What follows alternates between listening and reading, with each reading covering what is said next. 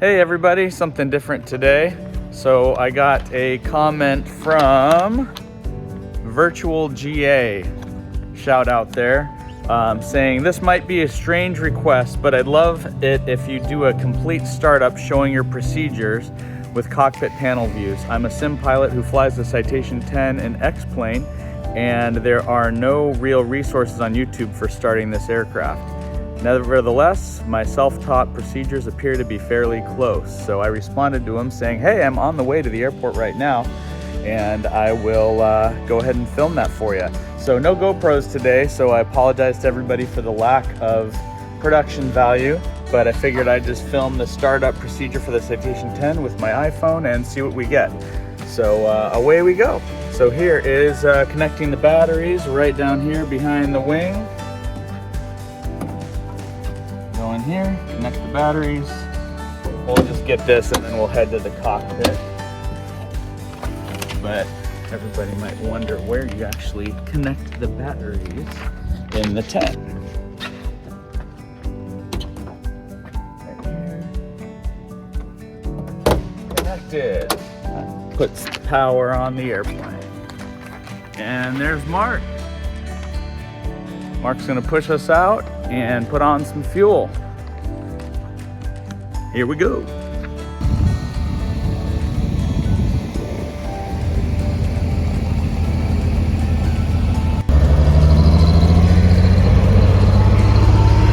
Well, the first thing you want to do, what Mark just did, is hook up the nose gear link pin that connects the hydraulic system to the actual nose gear. You don't want to have that engaged during towing, so you always disconnect that link. So once that is connected, we can go set the parking brake by doing this. Just flip on the batteries, 1 and 2. Turn on the aux pump. You can hear that sound that is bringing hydraulic pressure. It's a separate auxiliary pump for hydraulic pressure. Pull that parking brake lever, hold the brakes, and we'll get a CAS message that I'll show you that indicates that it is in fact engaged with appropriate pressure. Okay, so we're just gonna assume we were sitting here with the parking brake already set at this point. So let's go down our checklist. I'll just run through every item real fast for you as we go. So originating check. This is our checklist we can do all day just on this one side of this one checklist, which makes it real simple. So originating check documentation, circuit breakers, check all those. I've already checked to make sure those are in. Fire extinguisher, co-pilot. So under here, and check that the pressure is in the green. We also have other pre-flight items that we would otherwise check. Oxygen pressure, indicated by the gauges right here. Both of those are in the green, and then you can test the masks down here, making sure that oxygen is indeed flowing here.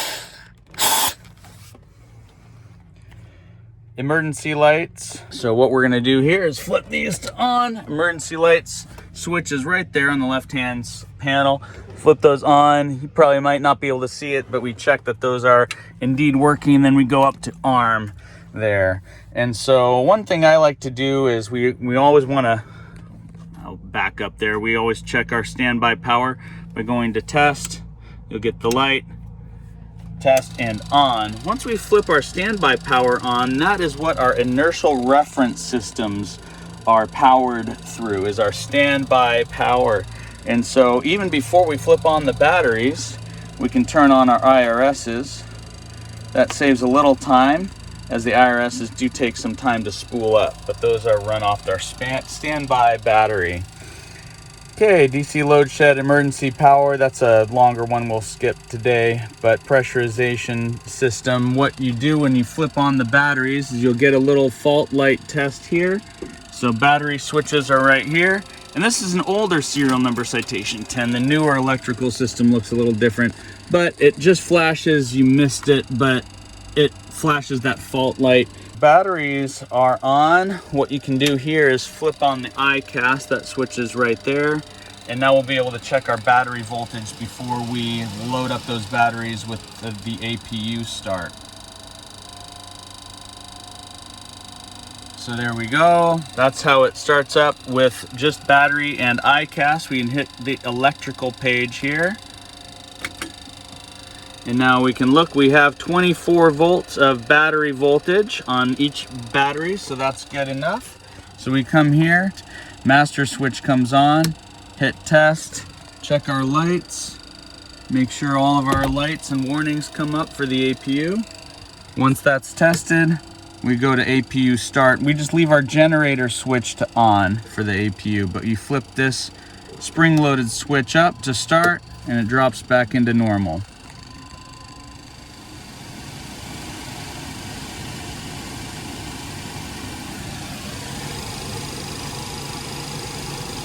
Okay, now that the APU is fired up, we have APU amperage. It always spikes for a little bit while we charge the batteries. Once we get down into the ground arc, or turn on our Avionics. And here's our Avionics switch that comes on. So now we have Avionics, ICAS, and standby power all on. And now the rest of the screens are going to come to life.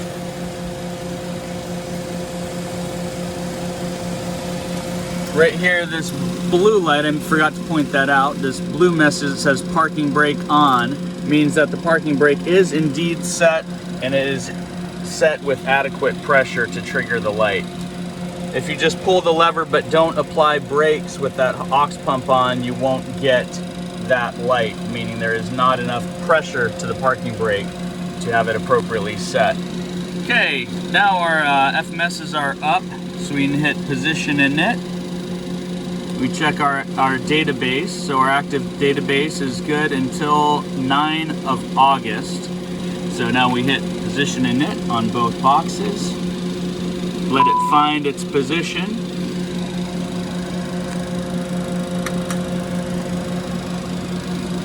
Once it finds the GPS position, we can hit load and load. So notice here we have attitude fail and heading fail. That's because our IRSs provide attitude and heading information. And so once our IRS is aligned, so they're spinning up, once they get out of align mode, then those screens will come alive and we'll have attitude and heading information to the screens. Here's where you check your cockpit voice recorder. Hold that, make sure you get the green light. And now we can do our trim check.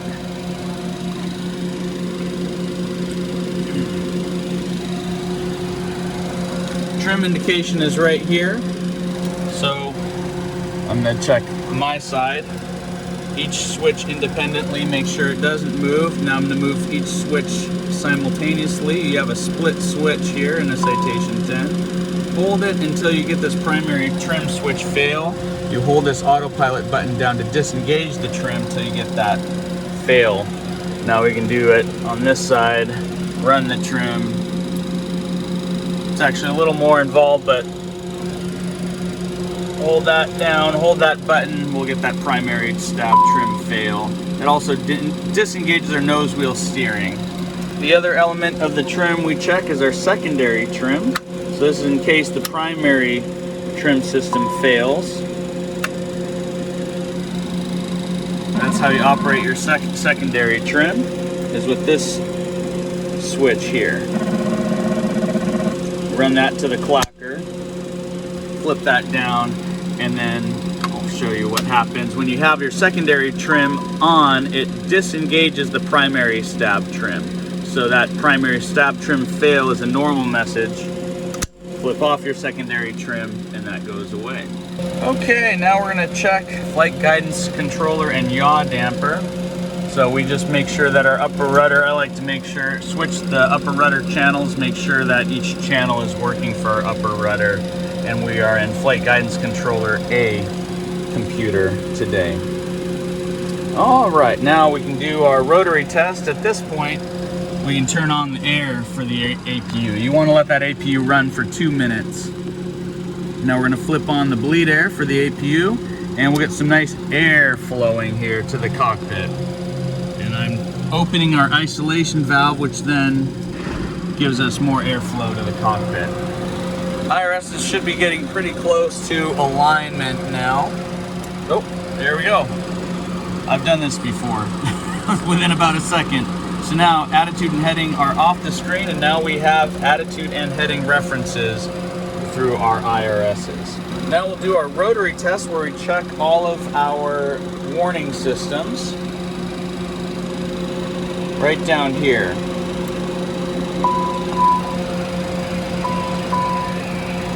Smoke detect, checking for all the messages. I won't go through this in excruciating detail.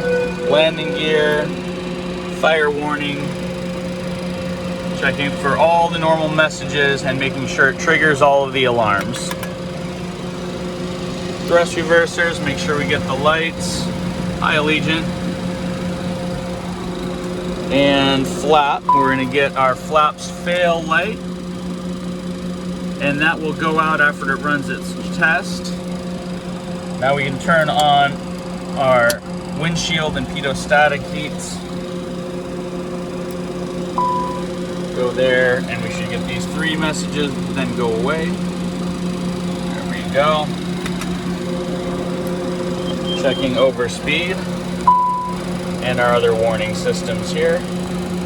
Now we go check our angle of attack system. There's our AOA indicator, and we'll also get messages along with the stick shaker. Hey, look, it's even shaking my phone. Now we check all of our annunciations, make sure that all of our lights work. Light slow. And we'll get some messages. Pull up. Wind shear. Wind shear. Wind shear. Terrain. Terrain. Pull up. Runway. Awareness. Okay, Pete. That just checked our ground proximity warning system along with all of our annunciators to make sure we have all of our warning lights. So that completes the rotary test. And I'm just gonna check our cross-feed valve, make sure our cross-feed valve works. There's the light. So now I'm gonna go back to off. Light goes out, move it to the other side. Cross-feed's open from the right tank to the engine. So that is operating normally. I'm not doing all the full procedures on these just because I'm trying to save your time. Okay, and air conditioning is established. So here we are, the cockpit's cooling off nicely, sort of. We can go to max cool if we really want some good airflow. But now I'll show you how to set up a flight plan in the FMS. So today, we're just going to Santa Rosa, Stockton to Santa Rosa. So I'm gonna put KSTS here in our destination. And we'll just put it via the Santa Rosa VOR. We're just going VFR today, so put that in the VIA 2 box here. Now you have to close out your flight plan by hitting KSTS to get that down into your scratch pad and put it in the VIA 2. So that is our flight plan that's built for today. It's very simple. You can load Victor Airways, you can load jet routes, Q routes, all that stuff right through the box, and it'll load all of the waypoints in between. So we'll do our departure here now. We're gonna be off of 29 right. So we'll activate that. Now we're gonna go to performance initialization here. So this is where we put in our information for the flight, passengers, weights, altitudes that we're gonna fly at. So we hit next. This is our normal profile that we use. Next. Next. And that's all the same. Our altitude for this leg today is 10,500. From just 10,500. This is a simple VFR day, and it cruise altitude here. Next, we have 0 passengers and 0 cargo today. Nothing in the back. And that's our fuel. It reads the gauge, and that's what we're at. We have more than enough fuel for today and the next round trip to Santa Rosa. Hit confirm. Now we're gonna go to takeoff. We're gonna do our takeoff in it. And one thing I haven't done is check the ATIS. So there we are on COM 1 for ATIS. So I'm gonna bring that up on our speaker. 1555 Zulu 13304, visibility 10. All clear, temperature 30, dew point 14, altimeter 29er, 81. Visual approaching is landing, departing runways 29 left and runway 29 right. Notice by geographically send a flight contact flight service for further information. Advise on initial contact. You have a Zulu.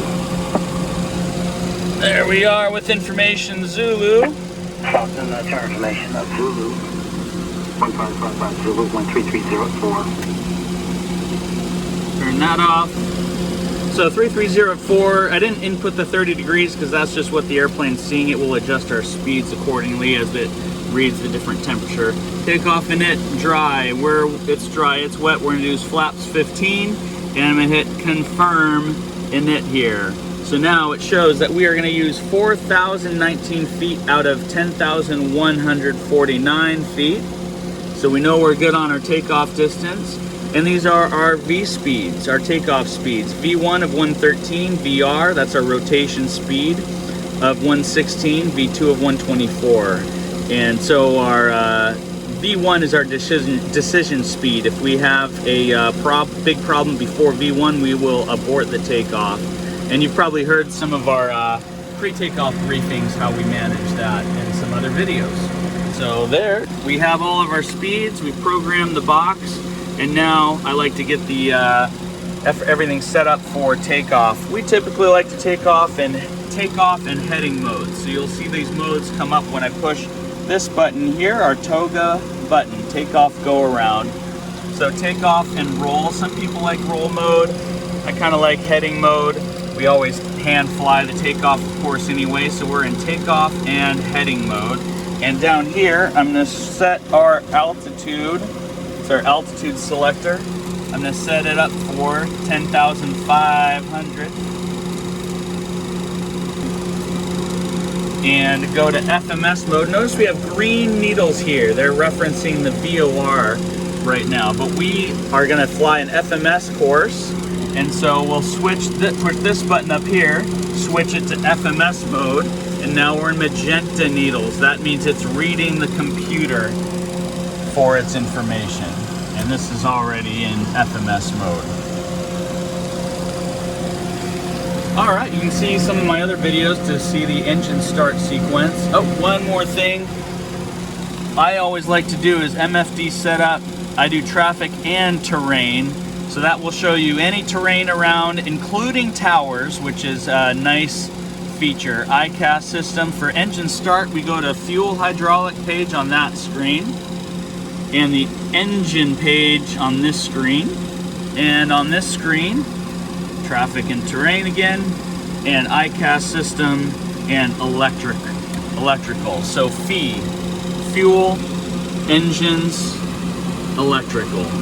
One thing we will also do that haven't is uncage that, and now our screen and our aircraft is all set up for engine start. Of course, if I wasn't explaining this, we can do it much faster. The nice thing about a Citation 10 is you can just hop into it cold, and within 5 to 8 minutes, you can have it all set up and ready for flight. It really is an incredible airplane. And so I'm working on a video where we fly from between islands in Hawaii, so that one's coming up. And I'm planning to do a video in the future on, it's going to be called How to Land a Citation 10 and why I love this airplane so much. So please stay tuned. There's more Kit Fox stuff to come, more Citation 10 stuff to come, just all kinds of good stuff. So stay tuned, everybody. Virtual GA. Thanks for messaging me. I hope this explains everything. Reach out if you have any more questions. Thanks, everybody. All right, pack isolation valve, we got that. We got bleed air up. We got pressure exceeding 30. And we're cleared for the right engine. Okay, starting the right.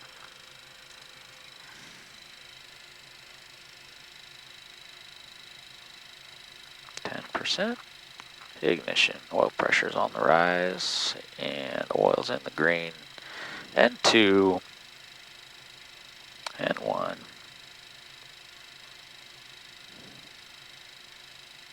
Light off.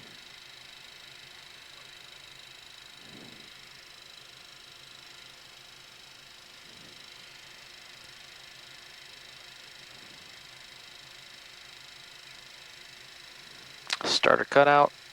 Roll back. Hydraulics are checked. All right, left engine. Start in the left.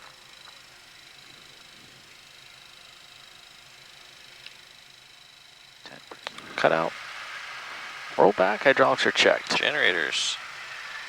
Checked. Flight controls. Flaps 15.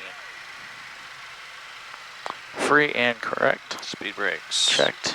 Any ice is good, And crossover, and we're going to go 1200, and we'll figure out if they're going to give us anything on the way out. All right.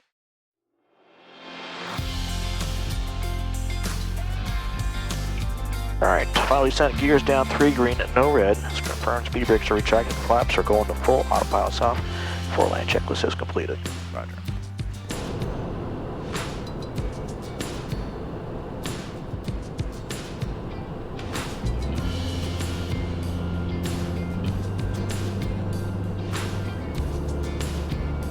Looking good. Plus 10 on, localizer on glide path. Rotary Tower, Coast Guard, helicopter 6513. We are currently about 7 miles Plus 15. south with information Lima at 500 feet, requesting full stop 21. Plus 8. Coast Guard 6513, Rotary Tower, and proceed to, do you need 21 or could you accept, okay, Coast Guard Boards are out. 21, tell you what, proceed towards the Willy Harbor. All 6 Traffic lanes. will be departing runway 17 100 knots. direction, so 90. stay as close to the mountains as you can and enter 80. the harbor, report that harbor. 7. 65. All All right. Nicely done.